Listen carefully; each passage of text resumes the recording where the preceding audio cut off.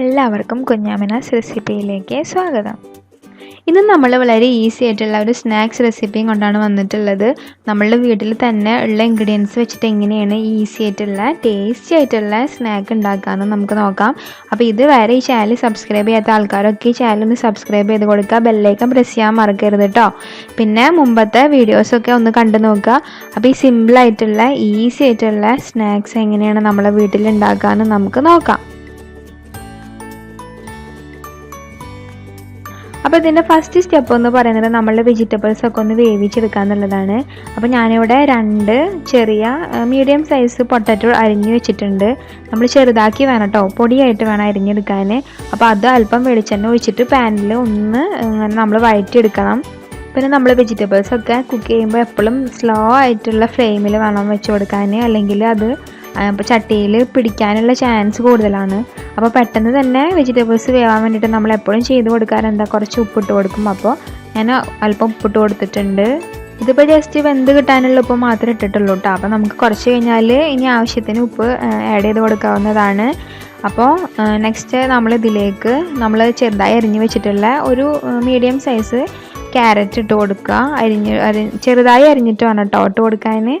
Next ഇത് നമ്മൾ നന്നായി ഒന്ന് വേവിച്ചെടുക്കണം.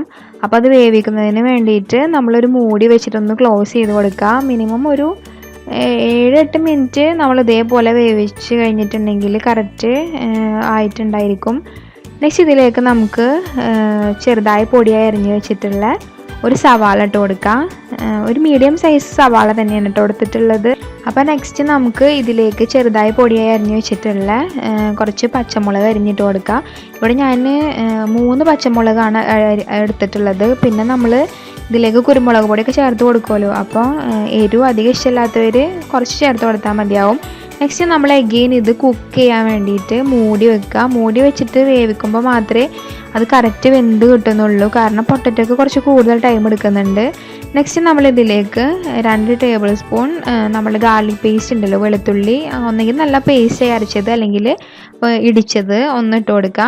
നെക്സ്റ്റ് ഇതിലേക്ക് നമ്മൾ കുറച്ച് കറിവേപ്പിലും അതുപോലെ തന്നെ കുറച്ച് മല്ലിയിലും ചെറുതായി പൊടിയായി അരിഞ്ഞത് ഇട്ട് കൊടുക്കുക.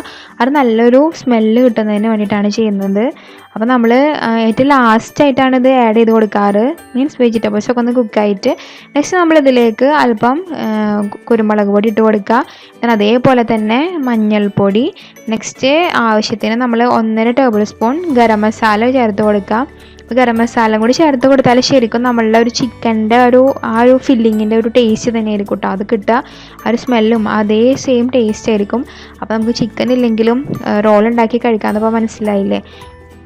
അങ്ങനെ നമ്മളുടെ മസാല ഓൾമോസ്റ്റ് തയ്യാറായിട്ടുണ്ട്. ഇനി ഫൈനൽ ടച്ചപ്പിന് വേണ്ടിയിട്ട് നമ്മൾ കുറച്ച് സോൾട്ട് ചെക്ക് ചെയ്തതിന് ശേഷം ഇട്ട് കൊടുക്കുക. നെക്സ്റ്റ് ഇത് നമ്മളൊന്ന് മൂടി വെച്ചിട്ട് ഇനി ഓവറോൾ അതൊന്ന് കുക്ക് ചെയ്തെടുക്കണം. ഒരു 5 മിനിറ്റ് കൂടി കുക്ക് ചെയ്താൽ മതിയാവും. ഇത് കുക്ക് ചെയ്ത് കഴിഞ്ഞതിന് ശേഷം നമ്മൾ ഇതൊന്ന് ചൂടാറാനായിട്ട് തുറന്ന് വെച്ച് കൊടുക്കുക, ഒരു ഫാനിൻ്റെ ചുവട്ടിലാറ്റം. നെക്സ്റ്റ് ആ ടൈം കൊണ്ട് നമുക്ക് നമ്മളുടെ മൈദദോശ ഉണ്ടാക്കി എടുക്കാം. അതിന് വേണ്ടിയിട്ട് 1 കപ്പ് മൈദപ്പൊടി എടുത്തിട്ടുണ്ട്. അതിലേക്ക് നമ്മൾ 1 ടീസ്പൂൺ ഉപ്പിട്ട് കൊടുക്കുക.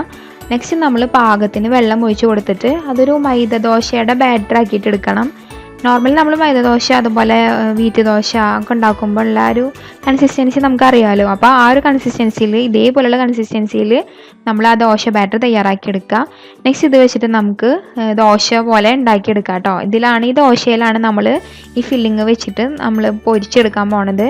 അപ്പോൾ നമ്മൾ ചൂടായിട്ടുള്ള ഒരു പാനിലേക്ക് അല്പാൽപ്പായിട്ട് ഒഴിച്ച് കൊടുത്തിട്ട് ഈ ദോശകൾ ഓരോന്നായിട്ട് നമുക്ക് ഉണ്ടാക്കിയെടുക്കാം. അപ്പോൾ നമ്മളുടെ ദോശയുടെ 1 സൈഡ് ഓക്കെ ആയിട്ടുണ്ട്. അപ്പോൾ നമ്മൾ നെക്സ്റ്റ് സൈഡും മറിച്ചിട്ടിട്ട് ഒന്ന് ചെറുതായിട്ട് കുക്ക് ചെയ്തെടുക്കണം. കുറേ ടൈമൊന്നും ചെയ്യേണ്ട ആവശ്യമില്ല, ജസ്റ്റ് ഒന്ന് ഫ്ലിപ്പ് ചെയ്യുക. ദെൻ പെട്ടെന്ന് തന്നെ നമുക്ക് അത് പാനിൽ നിന്ന് പുറത്തേക്ക് എടുക്കാം. അപ്പോൾ 2 ഭാഗം കുക്കായി കിട്ടിയിട്ടുണ്ട്. അപ്പോൾ ബാക്കിയുള്ള ദോശയും കൂടി നമുക്ക് ഇതേപോലെ തന്നെ ഉണ്ടാക്കിയെടുക്കാം. അപ്പോൾ ഞാൻ ടോട്ടൽ ഒരു 11 to 12 ഒരു ദോശകളാണ് ഉണ്ടാക്കിയെടുത്തിട്ടുള്ളത്. അത്രയും റോളുകളാണ് ഉണ്ടാക്കിയെടുത്തിട്ടുള്ളത്. അപ്പോൾ അതിൻ്റെ ഫില്ലിങ് നമുക്ക് എക്സ്ട്രാ വന്നിട്ടുണ്ടായിരുന്നു. അപ്പോൾ അത് ഞാൻ ബാക്കി എടുത്ത് വെച്ചിട്ട് വേറെ ഒരു ഡിഷ് ഉണ്ടാക്കാൻ കേട്ടോ ചെയ്തത്. അപ്പോൾ നമുക്ക് ബാക്കിയുള്ള ദോശയും കൂടി ഇതേപോലെ ഉണ്ടാക്കിയെടുക്കാം. അങ്ങനെ നമ്മൾ ടോട്ടൽ ഒരു 12 ദോശ ഉണ്ടാക്കി എടുത്തിട്ടുണ്ട് കേട്ടോ. അപ്പോൾ നമുക്ക് ഇത് വെച്ചിട്ട് എങ്ങനെയാണ് ഇനി ആ ഫില്ലിങ് കൊടുക്കാമെന്ന് നോക്കാം. അപ്പോൾ ഫസ്റ്റ് നമ്മളൊരു പ്ലേറ്റിൽ നമ്മളുടെ ഒരു ദോശ എടുത്ത് വെക്കുക. പിന്നെ അതിലേക്ക് നമ്മൾ ഉണ്ടാക്കി വെച്ചിട്ടുള്ള ആ ഫില്ലിംഗ് ഉണ്ടല്ലോ, പൊട്ടറ്റോൻ്റെയും ക്യാരറ്റിൻ്റെ ഒക്കെ ആ ഫില്ലിങ് അതിൽ നടുഭാഗത്താക്കിയിട്ട് വെച്ച് കൊടുക്കുക. ദെൻ ആദ്യം നമ്മൾ സൈഡ്സ് ഒന്ന് മടക്കി കൊടുക്കുക. ദെൻ അതിങ്ങനെ റോൾ ചെയ്തെടുക്കുക. ഈ വീഡിയോയിൽ കാണുന്ന പോലെ തന്നെ ചെയ്യണം കേട്ടോ. അപ്പോൾ നമ്മൾ സൈഡ്സ് ഒന്ന് മടക്കി കൊടുത്തതിന് ശേഷം അതിൻ്റെ മുകളിൽ നമ്മൾ മൈദമാവ് കുറച്ച് വെള്ളത്തിൽ ചാലിച്ചിട്ട് അതിങ്ങനെ പേസ്റ്റ് രൂപത്തിലാക്കിയത് ജസ്റ്റ് ഒന്നിങ്ങനെ സ്പ്രെഡ് ചെയ്ത് കൊടുക്കുക എല്ലാ സൈഡ്സിലും. ദെൻ അതിൻ്റെ ശേഷം വേണം നമ്മളത് റോൾ ചെയ്തെടുക്കാൻ വേണ്ടിയിട്ട്, അല്ലെങ്കിൽ അത് പൊട്ടിപ്പോവും. നമ്മൾ പൊരിച്ചെടുക്കുമ്പോൾ അത് പൊട്ടിപ്പോവാനുള്ള ചാൻസ് ഉണ്ട്. അപ്പോൾ ഇങ്ങനെ മൈദമാവ് കൊണ്ട് പശ പോലെ ഉണ്ടാക്കിയിട്ട് തേച്ച് കഴിഞ്ഞാൽ അത് അവിടെ ഗമ്മ് പോലെ ഒട്ടി പിടിക്കും. അപ്പോൾ അത് പൊട്ടിപ്പോവില്ല. അങ്ങനെ നമ്മൾ റോൾ ചെയ്തെടുത്തിട്ട് അതൊരു സിലിണ്ടറിക്കൽ ഷേപ്പാവും. മീൻസ് എല്ലാ സൈഡും അതുപോലെ തന്നെ എല്ലാ വശങ്ങളും കണ്ടില്ലേ ഒരേപോലെ ഒരു ഷേപ്പിലായി കിട്ടിയിട്ടില്ല. അപ്പോൾ നമുക്ക് ബാക്കിയുള്ളതും കൂടി ഇതേപോലെ തന്നെ ഉണ്ടാക്കിയെടുക്കാം. അങ്ങനെ ഞാൻ ബാക്കിയുള്ള ദോശയും കൂടി നമ്മളുടെ ഫില്ലിങ് വെച്ചിട്ട് ഇതേപോലെ തന്നെ ആക്കിയെടുത്തിട്ടുണ്ട്. നെക്സ്റ്റ് ഇത് നമ്മൾ ഒരു ബാറ്ററിൽ മുക്കി ചെയ്തിട്ട് വേണം പൊരിച്ചെടുക്കാൻ. അപ്പോൾ അതിന് വേണ്ടിയിട്ട് ഞാനിവിടെ ബ്രെഡ് ക്രംസ് പൊടിച്ച് വെച്ചിട്ടുണ്ട്. ബ്രെഡ് ക്രംസ് എന്ന് പറഞ്ഞാൽ നമ്മളുടെ ബ്രെഡില്ലേ, നോർമൽ ബ്രെഡ്, മിൽക്ക് ബ്രെഡ് എടുത്തിട്ട് മിക്സിയിലിട്ട് ഒന്ന് പൊടിച്ചെടുക്കുകയാണ് ചെയ്തത്. അതുപോലെ തന്നെ നമ്മളുടെ എഗ്ഗ് യോക്കും അതുപോലെ വൈറ്റും കൂടി മിക്സ് ചെയ്തിട്ട് ഒന്ന് ബീറ്റ് ചെയ്ത് വെച്ചിട്ടുണ്ട്. അപ്പം നമ്മൾ ഓരോ റോൾസും എടുത്തിട്ട് ആദ്യം ആ എഗ്ഗിൻ്റെ മിക്സ്ചറിൽ ഒന്ന് ഡിപ്പ് ചെയ്തതിന് ശേഷം ഈ ബ്രെഡ് ക്രംസിൽ ഇട്ടിട്ട് ഒന്ന് റോൾ ചെയ്തെടുക്കുകയാണ് ചെയ്യുന്നത്. അപ്പോൾ നമ്മൾ ചെയ്യുമ്പോൾ രണ്ട് സെപ്പറേറ്റ് കൈ കൊണ്ട് ചെയ്യുക. ഡിപ്പ് ചെയ്യുന്നത് ഒരു കൈ കൊണ്ടാണെങ്കിൽ മറ്റേ കൈ കൊണ്ട് റോൾ ചെയ്തെടുക്കുക, അല്ലെങ്കിൽ ആ എഗ്ഗിൻ്റെ മിക്സ്ചർ നമ്മളെ ബ്രെഡിൽ വന്നിട്ട് അത് നനയാനുള്ള ചാൻസ് ഉണ്ട്.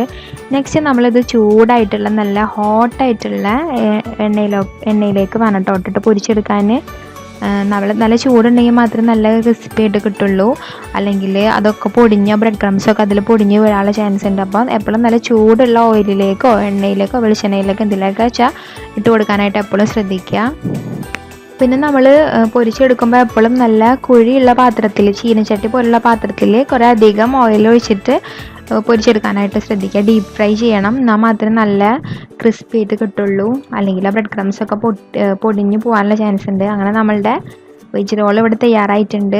അപ്പോൾ നമ്മൾ ഇതിൽ ചേർത്തിട്ടുള്ള ഇൻഗ്രീഡിയൻസ് നമ്മൾ വീട്ടിൽ തന്നെ എപ്പോഴും അവൈലബിൾ ആയിട്ടുള്ള ഇൻഗ്രീഡിയൻസ് മാത്രമാണ്.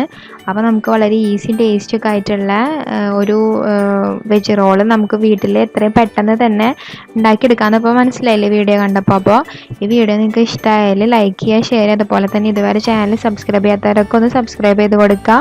പിന്നെ മുമ്പത്തെ വീഡിയോസൊക്കെ ഒന്ന് കണ്ടു നോക്കുക. ബെല്ലൈക്കൺ പ്രസ് ചെയ്യാൻ മറക്കരുത്. അപ്പോൾ ഈ വീഡിയോ കണ്ടതിന് താങ്ക് യു.